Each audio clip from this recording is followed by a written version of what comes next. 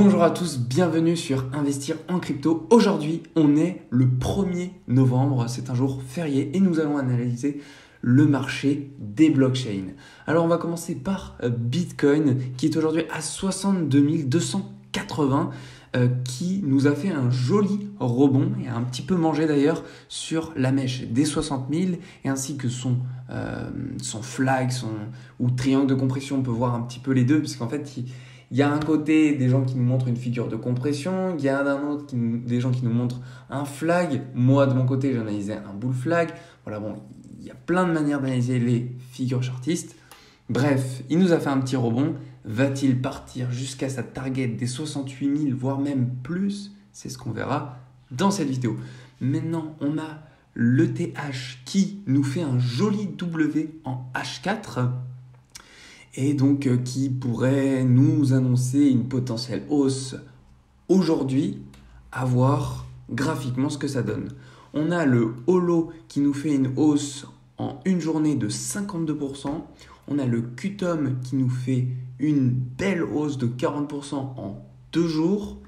Et on a le Rune qui nous fait 21% en une journée également. Et pour terminer, le XDC, monnaie très intéressante d'un point de vue analyse technique. On le verra dans cette vidéo. Il a fait 18% en 2 jours. Allez, c'est parti. Petit cut rapide, je voulais juste intervenir parce que j'avais complètement oublié de vous le dire. Je vous remercie énormément pour les 16 abonnés qu'on a sur la chaîne Investir en crypto. Ça me fait vraiment chaud au cœur, vraiment, ça me fait vraiment plus que plaisir. Ça me donne envie de continuer à faire genre une vidéo, 2 vidéos tous les jours. Je kiffe. Enfin bref, petit aparté, mais je vous souhaite une bonne continuation pour la suite et puis qu'on aille vers le to the moon. Allez, bonne vidéo à tous. On commence avec Steve Wozniak, cofondateur d'Apple, qui s'exprime pour le Bitcoin et qui donne son soutien pour celui-ci. Alors, il nous dit que le gouvernement américain peut simplement créer de nouveaux dollars et en emprunter. Ce n'est pas possible pour le Bitcoin. Donc, il nous exprime son amour pour cette crypto en nous disant que Bitcoin est mathématiquement pur. Bon, je pense que cette expression est une bonne nouvelle pour fortifier le bull run, à voir si plusieurs personnes sont du même avis très positif comme ce monsieur. Ça pourrait nous amener un Bitcoin qui nous valide statistiquement ce qu'on voit sur les graphiques. Bref, continuons comme ça, c'est une très bonne chose. Ensuite, on a la chaîne de salles de cinéma AMC Theaters qui envisage d'ajouter le Shiba Inu comme moyen de paiement. Alors, il faut savoir que cette chaîne de cinéma envisageait donc d'ajouter le Dogecoin, d'ajouter le Bitcoin, d'ajouter l'Ethereum, et ils ont fait un sondage auprès de leur communauté, notamment auprès de 136 000 personnes qui, pour 85% des votants, ont dit oui, on veut que le Shiba Inu soit disponible en tant que moyen de paiement. Vous vous rendez compte? Ça veut dire qu'on aurait des shitcoins qui deviendront désormais plus des shitcoins finalement, puisque si on les utilise en tant que moyen de paiement, c'est-à-dire qu'il y a une utilité à en posséder. Dites-moi d'ailleurs dans les commentaires si pour vous, selon vous, est-ce que adopter le Dogecoin et le Shiba en tant que moyen de paiement est une bonne chose ou non? Et maintenant on passe sur Twitter où Elon Musk nous fait un joli commentaire en nous disant qu'il va ouvrir son institution de sciences et de technologie et que les frais de scolarité seront en Dogecoin. Et si vous possédez un chien, vous aurez des réductions. Voilà, donc est-ce que c'est une bonne chose? Je pense qu'on va y réfléchir. Hein. Non, mais c'est une grosse boutade, mais en tout cas, moi, ça me fait bien rire. Il doit bien s'amuser, Elon Musk. Mais vous voyez, à force, là, depuis début 2021, qui fait des tweets sur le Dogecoin ou toutes les monnaies un peu shitcoin, finalement, ça n'a pas vraiment grand impact sur ces monnaies-là, parce que vous voyez, si on va sur le CoinMarketCap, on remarque bien que le Dogecoin, depuis son annonce, c'était quand qu'il a posté ça? Il y a 13 heures. Et il y a 13 heures, voilà, il a pris un petit pump. Mais c'est pas ouf, quoi. Enfin, je veux dire, maintenant, il n'y a plus autant d'impact qu'à l'époque. Avant, ils mettaient juste Dogecoin ou juste une image et puis bim, le Dogecoin il pétait genre 1000%. Maintenant, il n'y a plus rien qui se passe. Donc suivre les tweets d'Elon Musk n'a plus vraiment aucun intérêt si vous voulez spéculer sur ce genre de shitcoin. Bon allez, désormais on passe à l'analyse graphique de notre reine, la Bitcoin. Le Bitcoin, voir où est-ce qu'il en est. On va commencer en H1. Qu'est-ce qu'on voit? On voit un Bitcoin qui est en train de remonter. Déjà, bon, il y a plusieurs raisons pour qu'il remonte. Déjà, attendez, on va juste repasser en weekly pour voir les choses. Déjà, nous avons eu la clôture weekly hier, d'accord? Donc, qui dit clôture weekly, qui dit des attentes, bougie d'avalement, etc. Il y a beaucoup de personnes qui souhaitaient un Bitcoin dépassant cette ancienne bougie.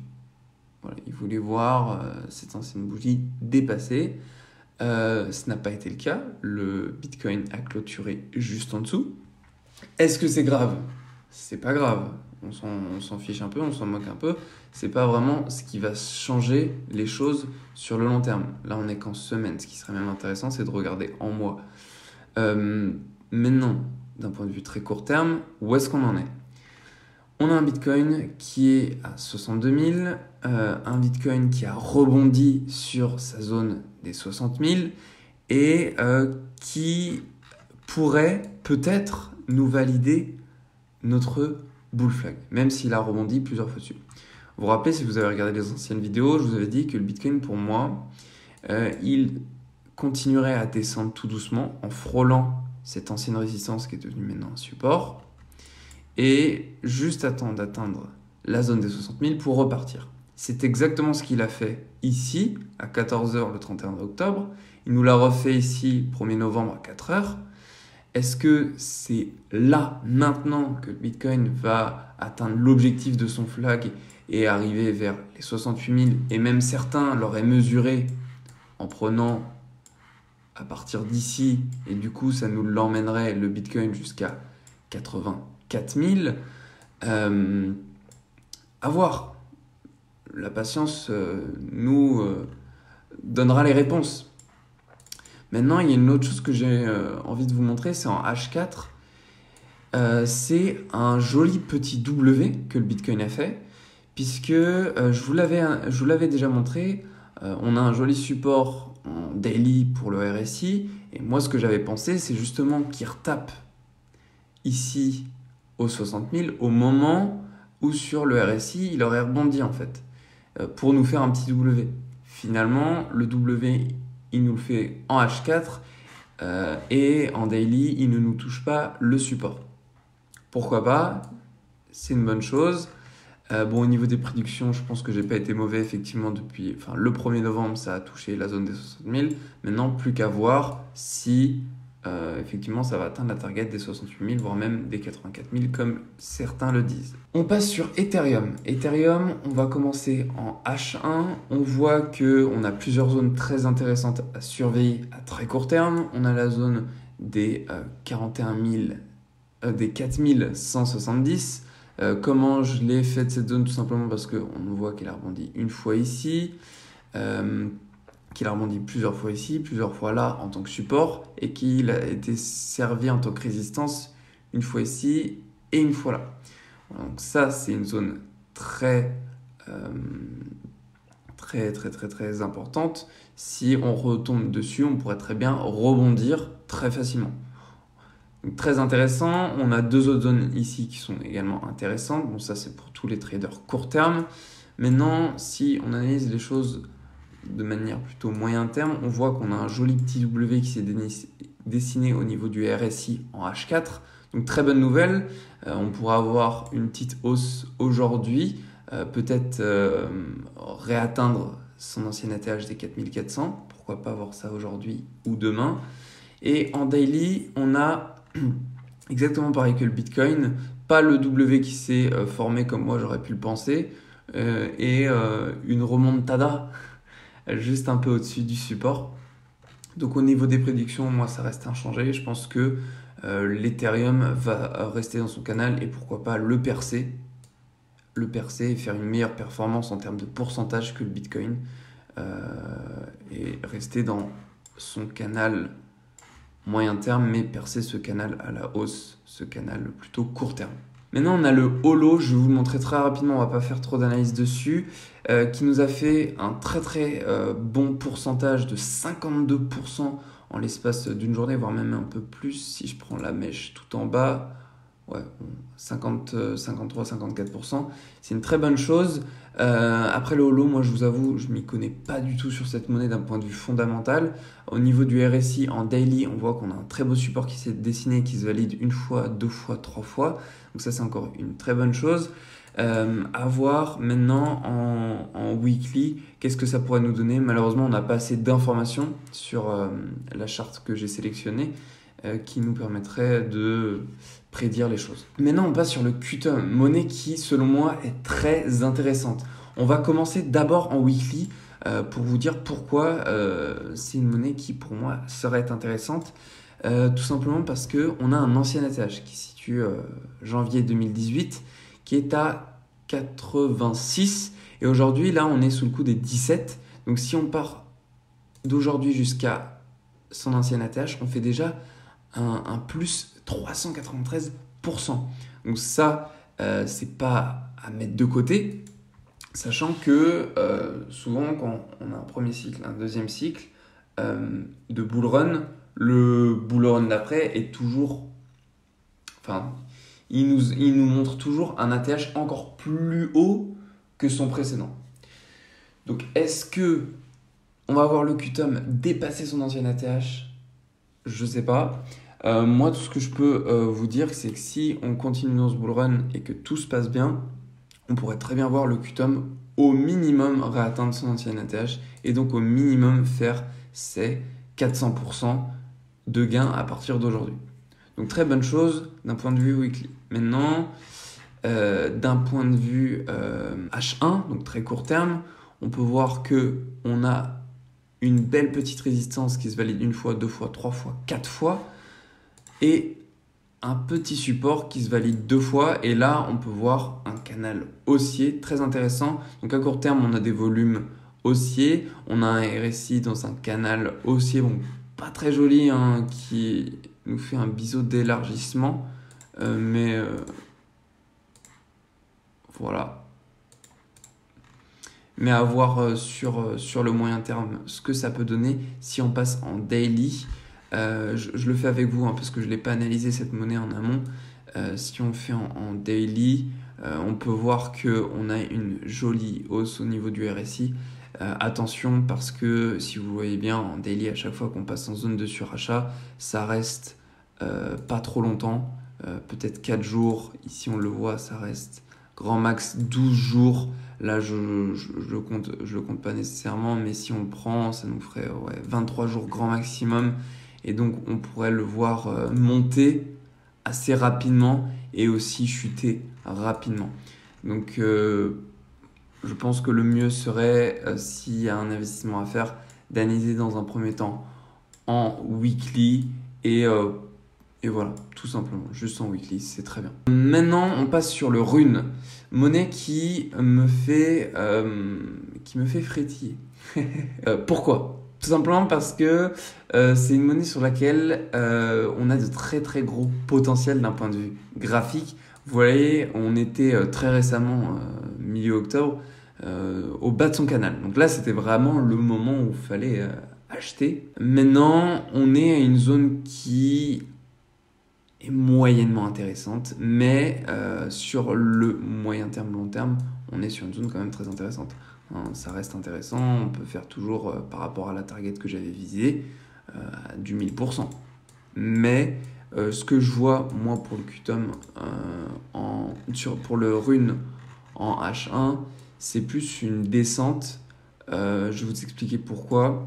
Là, vous voyez, j'avais dessiné un biseau qui s'est validé qui a presque réatterri sur son objectif, un peu moins, mais qui est quand même pas mal descendu. Il nous a fait quand même une baisse de moins 12%. Bon, là, il commençait à remonter, mais si on regarde en daily, pourquoi je vous dis que de mon avis, ça pourrait facilement descendre, c'est que vous voyez, là, on est quand même dans une zone de surachat. Zone de surachat, bon, quand on est dans des zones de surachat en daily, ça dure pas longtemps, ça retombe facilement à la baisse et on pourrait s'attendre à un W. Voilà, moi, ce à quoi je peux m'attendre, c'est ça. Après, je peux peut-être me tromper, hein, mais moi, c'est comme ça que je vois les choses et il pourrait, donc avec ce W, rebondir soit sur la zone des 12, soit voire même retomber plus bas à son canal long terme, son support long terme pour repartir vraiment et faire une giga hausse. Si on regarde rapidement le RSI en weekly, on est très bien. Donc vous voyez, c'est pas parce que je dis que ça va descendre qu'on n'est pas mauvais, hein. On est plutôt très bien même parce que d'un point de vue weekly, si vous investissez là, vous avez toutes vos chances de profiter de tout ça en fait, de profiter de tout ça. Et comme on est presque en bas de son canal, investir aujourd'hui dans le rune, donc c'est Torchain, moi je pense que c'est une bonne chose. En tout cas, si j'avais une allocation à faire, c'est pas mon cas, mais je pense que je y mettrais un très bon pourcentage dans cette crypto-monnaie. On termine avec XDC, qui selon moi est également comme Rune une très très bonne crypto-monnaie aujourd'hui. Il y a plusieurs raisons qui me poussent à vous dire ça. Déjà, la première des raisons, c'est que d'un point de vue weekly, on le voit, XDC Network est au bas de son canal. Au bas de son canal, qui nous l'a confirmé plusieurs fois en janvier 2021. Il faut savoir que ce canal a commencé quand même depuis février 2020, donc ça fait presque 2 ans, un peu plus d'1 an et demi, qu'il est dedans. Donc si vous investissez ici, vous avez toutes vos chances, après Bull Run, de vous voir frôler la résistance qui vous ferait une petite plus-value de 977% à peu près, enfin presque 1000%, ce qui n'est pas rien, c'est très intéressant. Et puis, au mieux, parce que 1000%, c'est quand même une folie. Mais au mieux, si vous metteriez tout de suite un investissement à l'intérieur et que vous ratterriez juste à son ancien ATH, vous ferez déjà 100%, donc un x2, ce qui n'est pas rien. Bien sûr, je vous le rappelle, je ne vous incite en aucun cas à y mettre votre argent. Voilà, je ne suis pas votre conseiller en investissement, mais si j'ai un avis à donner, je le fais quand même dans cette vidéo. Voilà, je me permets de le faire parce que ça me paraît important. Sinon, ça ne servira à rien que je vous fasse des vidéos. Si on passe en H1, qu'est-ce qu'on peut voir d'intéressant? On peut voir qu'on est quand même là tout de suite en zone de surachat et on voit que ça commence à repartir dans la progression haussière au niveau du RSI. Donc, si vous voulez trader, ben là, c'est pas le moment. Après, si on passe en daily, puisque nous, on est sur la chaîne d'investissement, on n'est pas sur une chaîne de trading, on peut voir qu'on est très très bien. On est dans une zone en dessous de la zone neutre, je ne sais plus comment elle s'appelle, mais une zone basse, progression baissière, je crois qu'elle s'appelle. On est très bien, parce que là, on voit qu'on commence à remonter. On voit qu'on est dans un bas de canal. Franchement, j'ai rien à dire sur cette monnaie, à part sur une analyse moyen terme, long terme, où il n'y a qu'une chose qu'on peut voir, et j'ai pas besoin d'être à votre place pour faire les choses. Enfin, vous le voyez par vous-même, on est tout en bas. Donc, la seule chose qu'on peut faire, c'est remonter.